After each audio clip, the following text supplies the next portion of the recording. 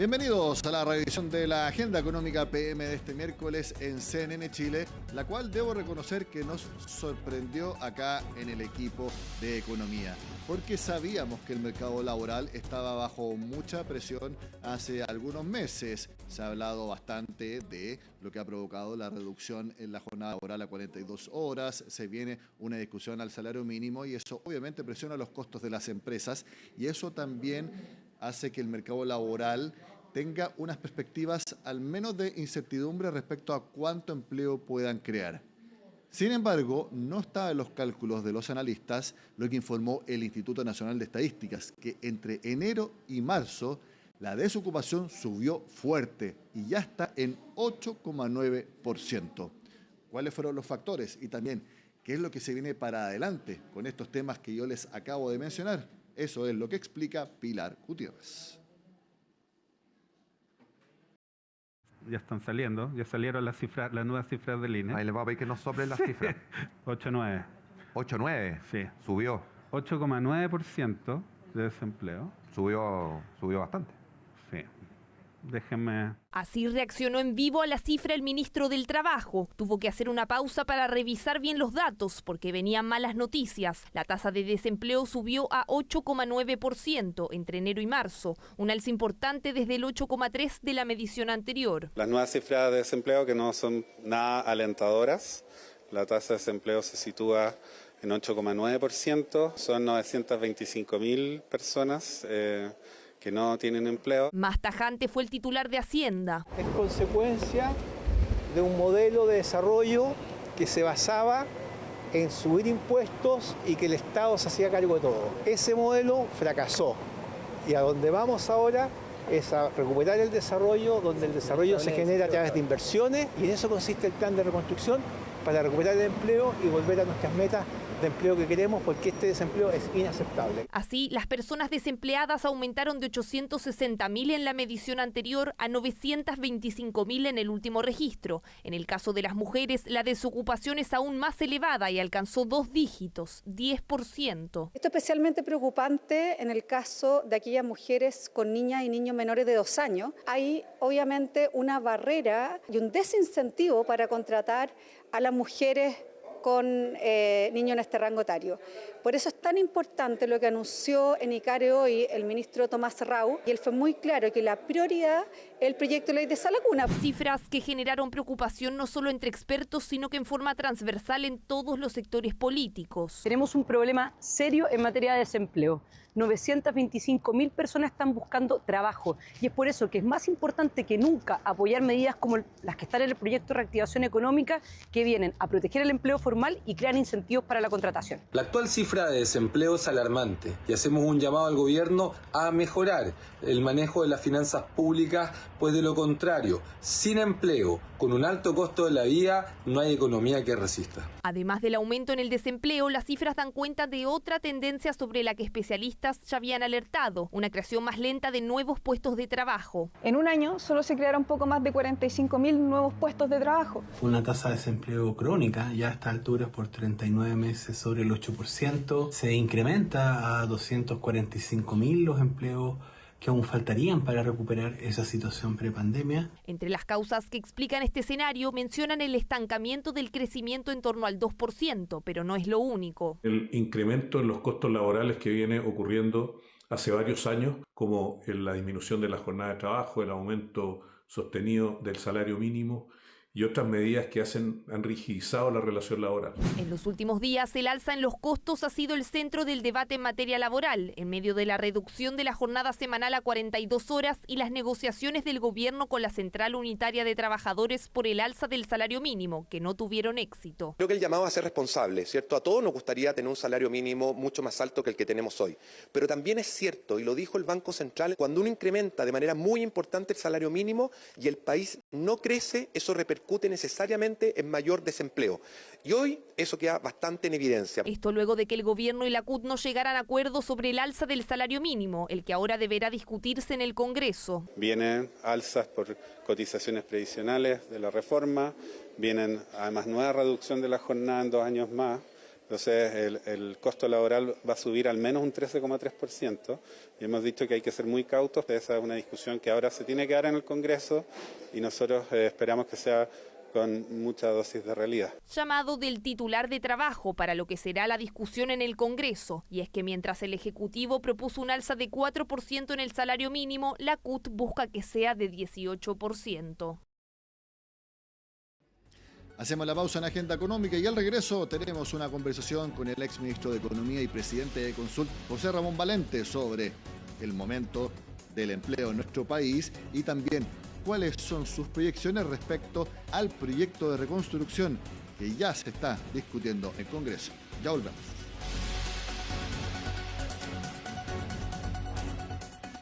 Lo vimos, el tema que ha marcado la agenda económica de este miércoles ha sido la cifra de desempleo, 8,9%.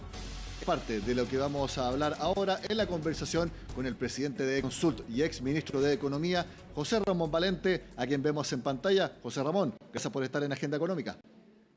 Gracias por invitarme, Nicolás. Encantado de poder conversar nuevamente contigo. A ver, este 8,9% toma mucha importancia porque se enmarca dentro de otros aspectos que están impactando al mercado laboral, como la reducción de la jornada laboral que partió esta semana. Ya se va a empezar a discutir una nueva alza en el salario mínimo. Por lo tanto, no sé si compartes también la preocupación de que se haya disparado la desocupación a casi 9%. Por supuesto, pero sobre todo porque llevamos mucho tiempo, nos hemos acostumbrado un poco a que en Chile haya una cantidad muy importante de chilenos que no encuentren trabajo.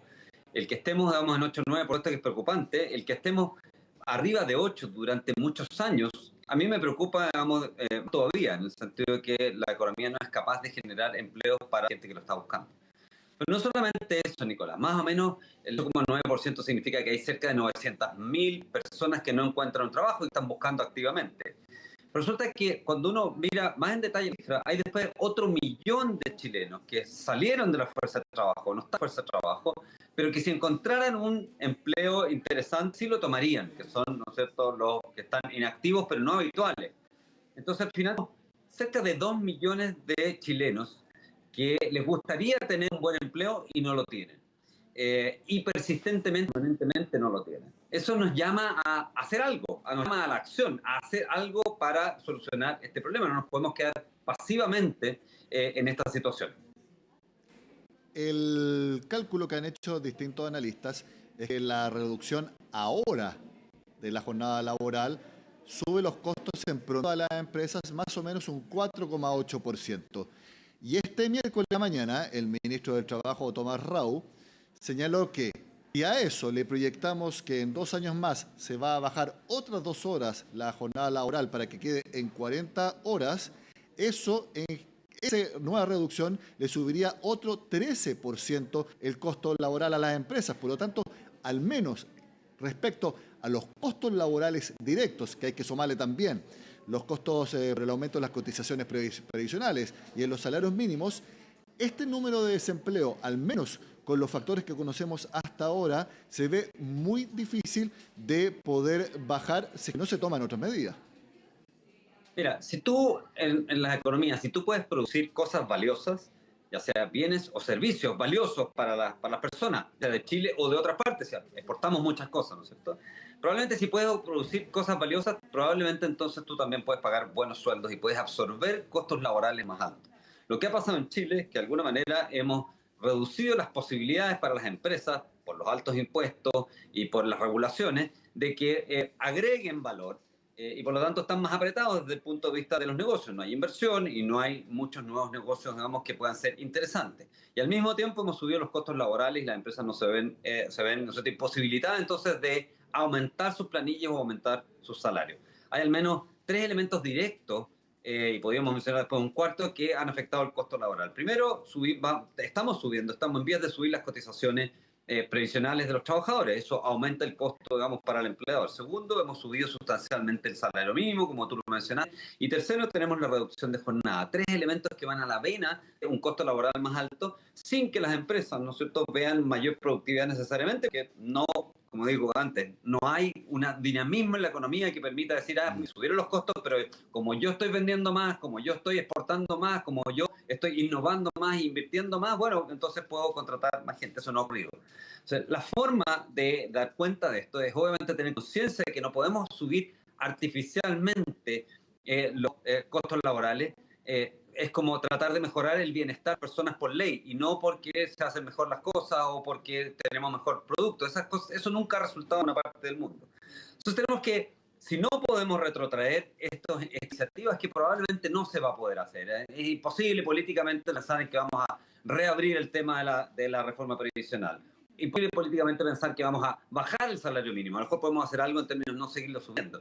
Imposible desde el punto de vista, probablemente, ¿no es cierto?, también político, decir, mira, vamos ahora a visitar el tema de las 40 horas. Bueno, tenemos que ver alguna alternativa. Y en ese sentido, a mí me parece súper atractiva lo que está incluido dentro de las propuestas de la ley miscelánea económica que presentó el gobierno, donde hay cosas específicas para el tema del empleo.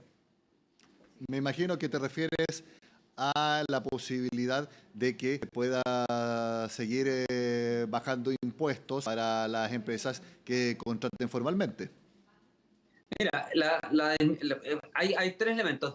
Uno, cuando tú rebajas el impuesto que pagan las empresas de primera categoría, que es el impuesto, ¿no es cierto?, corporativo, lo rebajas del 27 al 23, lo que estás haciendo es que esos recursos que ahora quedan en la empresa, históricamente 70% de esos recursos van a reinversión, se invierten, hay nuevos proyectos. Entonces, con eso tú lo estás haciendo, ¿no es cierto?, es generando más proyectos de inversión, una reactivación de la economía y, por lo tanto, más demanda de trabajo, puestos de trabajo disponibles para quienes, estos, ¿no es cierto?, 2 millones de chilenos que te decía que eventualmente les gustaría tener un trabajo. Después tienes este alivio directo que presenta el proyecto, en que dice a quienes contraten trabajos formales que sean de un salario entre 500 y 200 mil pesos aproximadamente, también les vamos a dar un crédito tributario de tal manera que salga menos oneroso. Eso da cuenta directa, ¿no es cierto?, de esta diferencia que hay en el costo laboral y la productividad de esos mismos trabajadores, aliviando un poco el efecto negativo de estas reformas que mencionábamos antes,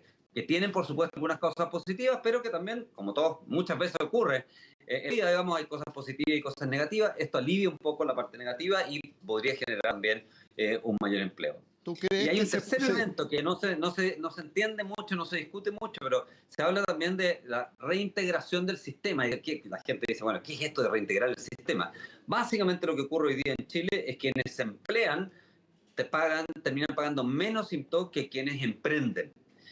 Lo que hace la reintegración es que los impuestos que pagan, ¿no es cierto?, por el mismo nivel de renta, alguien que ha hecho una empresa, van a ser iguales a alguien que en vez de hacer una empresa se empleó en un trabajo. Entonces, al igualar los incentivos al emprendimiento versus el salario, debería tener más creación de empresas, más creación de empleo también. Así que tiene tres elementos muy distintivos de este proyecto que van derecho a la vena de generar más y mejores empleos. Al menos de manera conceptual, con estos factores que tú mencionas, ¿se podría lograr el objetivo que tiene el gobierno de se baje la desocupación a 6,5%, obviamente teniendo en cuenta que se aprobara el proyecto de reconstrucción en el caso?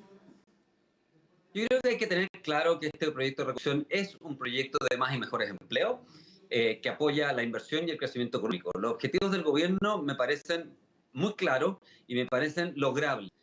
Los objetivos del gobierno son que Chile vuelva a crecer al 4%, que la inversión crezca al menos un 6% al año, que haya una mejora en la productividad, la mejora en la forma en que hacemos las cosas, que mejore al menos un 1% al año y que la tasa de desempleo, como consecuencia de todo eso, baje al nivel de 6,5% que tú estás mencionando. Quiero recordar, digamos, que estos no son cifras ajenas a la historia de Chile. Entre el 1990 y el 2013, antes que nos bajara esta idea, no sé, que podemos subir infinitamente los impuestos a las empresas y que nada va a pasar, que nada va a ocurrir con la tasa de inversión o con el crecimiento económico. Bueno, antes de eso Chile efectivamente crecía al 5,5%, la inversión crecía al 9%, momento las tasas de empleo eran del orden del 6,5%, ¿no es cierto? Y también la productividad crecía cerca del 1%. O sea, lo que estamos tratando con este proyecto, y es lo que me parece a mí, que más que discutir la minucia de cada una de las medidas, hay que tener claro que este proyecto es un cambio en la estrategia de desarrollo de Chile, que Chile lo necesita urgentemente y que la cifra de desempleo que salió hoy día demuestra la urgencia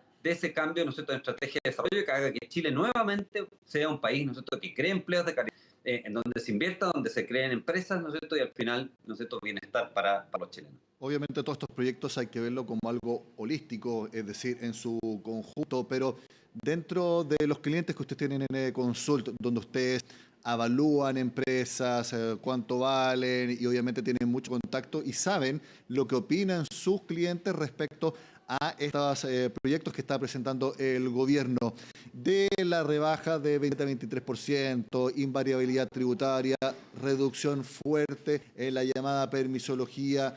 ¿Cuáles son o cuál es la medida que más mencionan como positiva y que más le darían incentivos para concretar sus proyectos de inversión? Mira, como tú dijiste, esto hay que tomarlo como un todo. Aquí lo que hay que crear en Chile es, ¿no es cierto?, un ambiente propicio para las inversiones. Y eso no se logra con una sola medida. La medida de 27, 23 es importante, sin duda. La reintegración, como decía antes, para efectos de los incentivos a crear empresas es importante. Y ciertamente, y un tema que me toca muy de cerca, me tocó verlo como ministro de Economía, el tema de permisología es tremendamente relevante. Cuando los inversionistas locales o extranjeros, cuando se enfrentan a la maraña regulatoria en Chile, necesitan poder tener mucho más certeza de que los proyectos que presentan van a ser o aprobados o rechazados, pero en cualquiera de los dos casos que sea en un tiempo razonable. El tiempo es muy importante. Los seres humanos no vivimos tanto tiempo y trabajamos menos tiempo, y por lo tanto no nos podemos demorar 8, 10 años en darle, ¿no es cierto?, un sí o un no a un proyecto de inversión. Eso tenemos que hacerlo en un año, en 18 meses, no más que eso. Y a eso apunta el tema de permisología, a que sea en el fondo lo que estemos haciendo es, digámosle, mire, le decimos que no, pero se lo decimos al tiro, y si le decimos que sí, lo hacemos para siempre. Un no rápido, un sí para siempre, es como el norte del tema de permisología, que obviamente es tremendamente relevante dentro de este cambio de estrategia de desarrollo. Y eso es lograble en un estado como Chile, donde se habla mucho de que hay grasa burocrática. Lo vio usted como ministro de Economía al impulsar distintos procesos como el Open, como GPS. ¿Es realmente posible que se pueda agilizar y obviamente no bajando los estándares ambientales? El gran temor de quienes ven con algo de suspicacia que se reduzca la llamada permisología. Dejando eso claro, ¿se puede lograr en un estado como Chile? Por supuesto que se puede lograr. Y aquí tenemos dos palancas importantes. Una es mejor gestión y la otra, ¿no es cierto?, los cambios regulatorios más legales que tenemos que pasar por eso. Pero déjame recordarte, Nicolás, que por ejemplo en el tema de los permisos ambientales, con la misma regulación que protege el medio ambiente, ¿no es cierto?, y que tiene altos estándares, en los últimos años hemos duplicado los tiempos que nos demoramos en darle una respuesta a quienes plantean un proyecto de inversión. Entonces, con los mismos estándares, digamos, de hace días nos demoramos el doble. Bueno, eso claramente tenemos que mejorarlo desde el punto de vista de gestión. Y lo otro que tenemos que revisar es qué cosas realmente queremos pedir y qué cosas en verdad son totalmente accesorias y no son necesarias y retrasan excesivamente los proyectos. Así que, no, Chile definitivamente puede lograr los objetivos que se está planteando el gobierno. ¿No es cierto? Tenemos que tener alguna ruta común los chilenos, tenemos que ver y analizar los últimos 12 años. Es decir, nos planteamos una estrategia de desarrollo hace 2 años, en el 2014, que no dio resultado, que lo que hizo fue, ¿no es cierto?, que el crecimiento del país al final cayera menos de la mitad, que no hubiera creación de empleo y que la gente al final no tuviera una mejor calidad de vida. Bueno, si ya llevamos 2 años probando esa estrategia de desarrollo, démonos la oportunidad, aunque sea con algunos riesgos, démonos la oportunidad de cambiar esa estrategia, y yo creo que este proyecto del gobierno nos da esa oportunidad y por lo tanto necesita mucho apoyo ciudadano. Ese apoyo ciudadano que se manifestó en la elección de este gobierno, ese 58%, debiera estar también apoyando este proyecto, porque justamente la idea, ¿no es cierto?, de este gobierno es decir, hagamos algo diferente, porque, como decía, ¿no es cierto?, Einstein, haciendo lo mismo, es difícil esperar resultados diferentes. Entonces, si nos quedamos sentados haciendo exactamente lo mismo, que hemos hecho durante los últimos 12 años, no nos extrañemos que haya 2 millones de chilenos desempleados, no nos extrañemos que el país crezca 2%, no nos extrañemos que la calidad de vida de los chilenos no mejore sustancialmente. Como ex ministro de Economía, me imagino que también ha seguido de cerca la discusión que hubo respecto al impuesto a las pymes. Eventualmente quedaría fijo en 12,5%. Al menos ese es el mensaje político de las últimas reuniones de diferentes partidos con el ministro de Hacienda. No está incluido en este proyecto de reconstrucción y sí iría en un proyecto aparte, pero la idea de que en general las empresas terminen pagando 23%, pero las pymes se queden en 12,5%. ¿Qué te parece? Mira, las pymes, la justificación de eso es porque en el fondo las empresas de mayor tamaño tienen mejor acceso a financiamiento que lo que tienen las pymes. Los impuestos básicamente les quitan financiamiento a las empresas. Como decía antes, el 70% de las utilidades de las empresas típicamente es reinversión. Entonces, si tú le quitas una porción importante de las utilidades que las empresas están obteniendo, les quitas la posibilidad de invertir y de crecer. Y en ese sentido se justifica el impuesto a las pymes. Tiene otros costos, sin embargo. El costo de que cuando uno pone tasas diferenciadas para las pymes respecto a las empresas grandes, lo que hace, ¿no es cierto?, es que las pymes se mantienen como pymes y se quedan como pymes porque tienen ese incentivo. Y nosotros queremos que las empresas efectivamente crezcan y lleguen a, ojalá, lo más grandes posible. Así que no es una panacea el dejar, ¿no es cierto?, estos impuestos más bajos. Sí les alivia mucho el financiamiento. ¿Eso lo viste como ministro de Economía o también en tu rol de consult? Que incentivos que parecen positivos en un principio, como mantenerlo en 0,5%, al final terminan siendo en alguna medida perversos de que inhiben la voluntad de crecimiento de algunas empresas porque, voy a decirlo bien coloquialmente, ¿no les convendría ir creciendo? Uno tiene que entender que en la vida entera, ¿no es cierto?, siempre hay lo que los americanos llaman los trade-offs, ¿no es cierto? Hay costos y beneficios. El estar ocupando el tiempo que estamos ocupando hoy día en esta entrevista, ¿no es cierto?, probablemente tiene el costo de que actualmente tú estás dejando de hacer otra cosa. En general, cuando uno toma medidas económicas, hay costos y beneficios. Lo que uno balancea son esos beneficios con esos costos. No es que nada sea solo beneficio o solo costo. Y el caso del impuesto a las pymes es, digamos, uno más dentro de esos elementos, digamos, que tiene costo y beneficio y que antes se justifica por el tema de financiamiento, pero hay que monitorear, ¿no es cierto?, que el costo de que las empresas tengan ese beneficio no significa que finalmente nos quedemos con estas que no logran nunca crecer. José Ramón Valente, ex ministro de Economía y presidente de Consult, como siempre, muchas gracias por tu tiempo con Agenda Económica. Que tengas un excelente día. Muchas gracias a ti, Nicolás. Un gusto verte y cuando tú quieras. De esta forma terminamos la Agenda Económica PM de este miércoles. Sigan con nosotros en CEN Chile.